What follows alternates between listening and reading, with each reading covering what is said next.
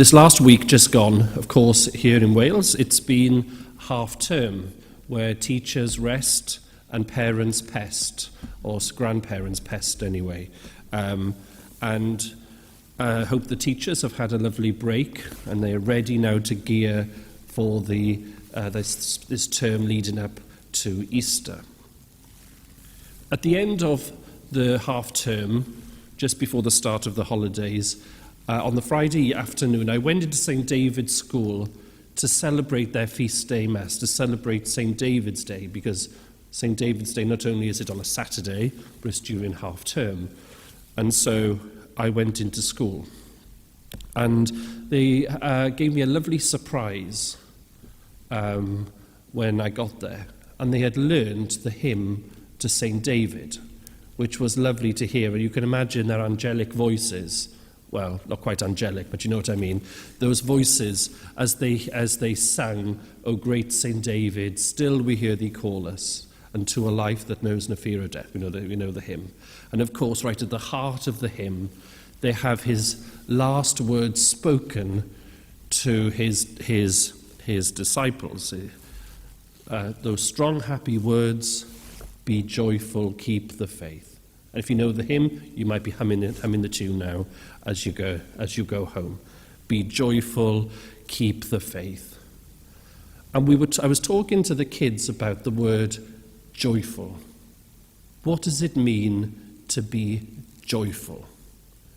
And I always think that when you sort of hand the floor over to children, it's like they say, never work with children and animals. But you hand the floor, you become very vulnerable, because if you were ever a teacher, you might appreciate you're never quite sure what kids are going to say.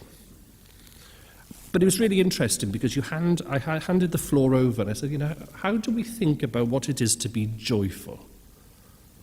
And so, of course, they started reflecting on their own experience of joy, that the joy that they get from sharing, for example, the joy, that happiness. One person said, joy is something that when we are feeling joyful, somehow everybody else feels joyful. Quite perceptive for a 10-year-old, 9-year-old. And then one of the older children said, but we can be joyful, but we can be sad at the same time. It's something more than just how we feel. And I was like, whoa. There's me sort of saying, don't work with children and animals, so what are they going to say? And then these children come up with the most profound things. That it's not just an emotion that we feel. That's something that even young children in a primary school can recognize. It's the experience of joy we can have, but it comes from something else. And that there's a depth to it. That's my words, not the kids. There's depth to joyfulness. That we can experience joy even in the midst of tumult, in the midst of turbulence, in difficult times where on the surface of things we're as miserable as sin. And so those children, they don't realize, I suppose, but they're able to distinguish between how the feeling and then that spiritual gift.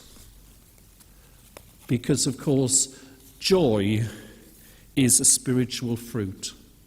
Joy, and there's a depth to the spiritual fruit of joy which is more than surface deep. So we look at St. David's life, we think, well, it can't be much blooming joy in his life. He'd give everything up. He'd have cold baths in the river. You try it in the Usk this morning. It's blooming cold. He ate very frugally, isolated himself. There's nothing to be joyful about in all that, isn't there? We moan if we can't get to Greg's. Well, I moan if I can't get to Greg's. But we recognize that the joy that he got his disciples to share, which they did in an abundance, has a depth to it. It's a spiritual fruit. And I was saying to the kids in the school that fruit, that joyfulness, even when we're feeling out of sorts, when we are not with it, where things are really difficult, that joyfulness is an anchor in our lives. It reminds us, and I've written this down because I'd forgotten earlier on, it shows us that God is alive in us and that God is working with us. And part of that being alive in us and working in us is sometimes that we have to be challenged. We have to go out of those comfort zones. We have to sort of plunge ourselves, if you like St. David. So let's take that one little phrase of his home with us today. Be joyful, keep the faith. Let us pray for that great spiritual fruit of joyfulness in our lives, that great anchor that anchors us even in the midst of the challenges that we face.